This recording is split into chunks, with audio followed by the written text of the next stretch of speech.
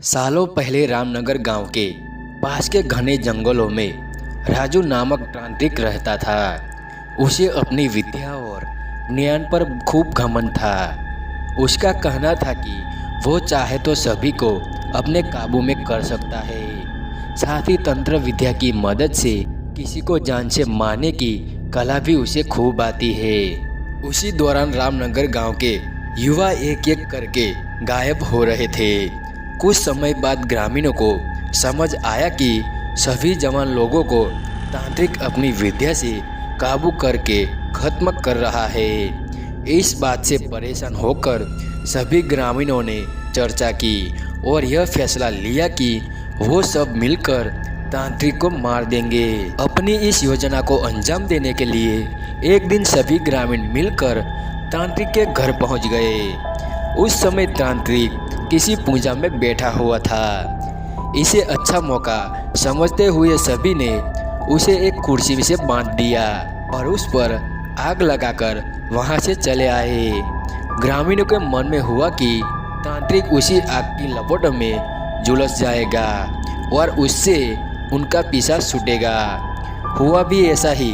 करीब 4 से 5 साल तक सभी लोग अपने गांव में हंसी खुशी रहने लगे। अचानक एक दिन 4 लड़के अपने शहर से घूमने के लिए कहीं जा रहे थे। तभी बीच में रामनगर गांव पड़ा।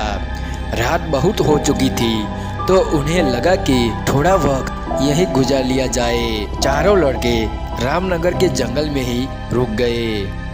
उन्हें जंगल में कुछ घूमने का मन हुआ तो वो आगे बढ़ने लगे और बढ़ते बढ़ते तांत्रिक जहाँ रहता था वहाँ पहुँच गए। पूरे घर में मकड़ी के जाल लगे हुए थे।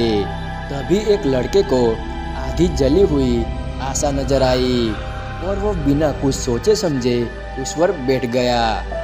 बैठते ही उसके अंदर तांत्रिक की आत्मा घुस गई।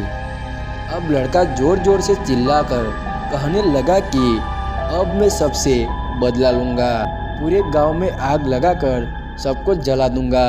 अपने दोस्त को इस तरह का बर्ताव करते देख अन्य 3 लड़के डर गए और वहां से गांव की तरफ बढ़ने लगे। सुबह होते ही उन्होंने सरपंच से मुलाकात की और सारा किस्सा सुना लिया। सबसे पहले तो सरपंच ने उन तीनों लड़कों पर खूब गुस्सा किया। उन्होंने पूछा कि तुम लोगों को किसने कहा था वहां जाने के लिए। सरपंच को गुस्सा करते देख लड़कों ने कहा कि आप हमें माफ कर दीजिए, लेकिन हमें अपने दोस्त को बचाना है, कुछ तरकीब बताइए। थोड़ी देर सोचने के बाद सरपंच ने कहा, अगर वो लड़का कुर्सी से उठता है और खुद को आग लगा लेता है तो शायद तांत्रिक की आत्मा उसे छोड़ दे। सरपंच ने ये बात कही थी कि जिस लड़के पर तांत्रिक का भूत घुसा था वो कुर्सी के साथ उड़ता हुआ गांव पहुंच गया।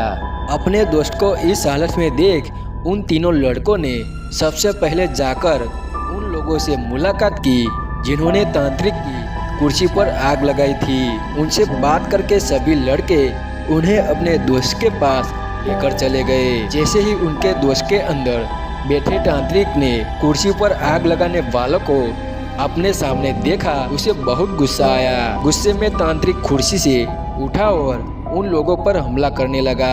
तभी उन तीनों लड़कों ने तांत्रिक की उस कुर्सी पर आग लगा दी। कुर्सी पर आग लगते ही तांत्रिक उनके दोस्त के शरीर को छोड़कर चला गया। कहानी से सीख, जीवन में हर काम सोच समझकर करना चाहिए।